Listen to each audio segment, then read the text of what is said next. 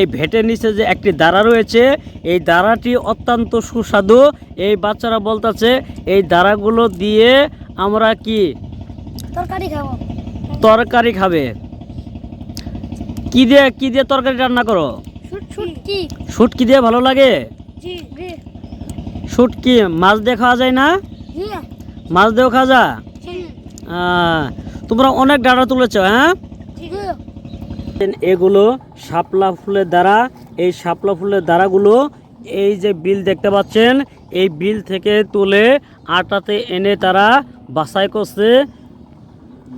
দেখেন এই শাপলার ডাঁটাগুলো এত যে সুস্বাদু লাগে। ছোটো মাছ এবং শুটকি দিয়ে যদি রান্না করা হয়, এই শাপলার ডাঁটাটি অত্যন্ত সুস্বাদু হয়। সেই জন্য এই ছোটো বাচ্চারা এই ডাঁটাগুলো তুলতে এসেছে। দেখেন অনেকগুলো ডাঁটা তুলেছে। হাই, আপনারা দেখেন কত ডাঁটা তুলছি। আপনাদের হ্যালো, এই যে ভাইয়া, জি বলেন। তোমরা যে এই ডাঁটাগুলো তুলতাছো, জি, এগুলো দিয়ে কি করবা? আম্মা নিয়ে যেতে বলছে, এলে শুটকি দিয়ে রান্না করে খাবো আমরা। এলে খুবই সুস্বাদু। তুলে বিক্রিও করো? জি, বিক্রি করি। কত টাকা বিক্রি করতে পারো? 400। 400? কতগুলো করে আটি বন্ধ? 20 টাকা। 20 টাকা করে ডাঁটা বান্দি। হ্যাঁ, কয় টাকা বেচো? 20 টাকা ডাঁটা?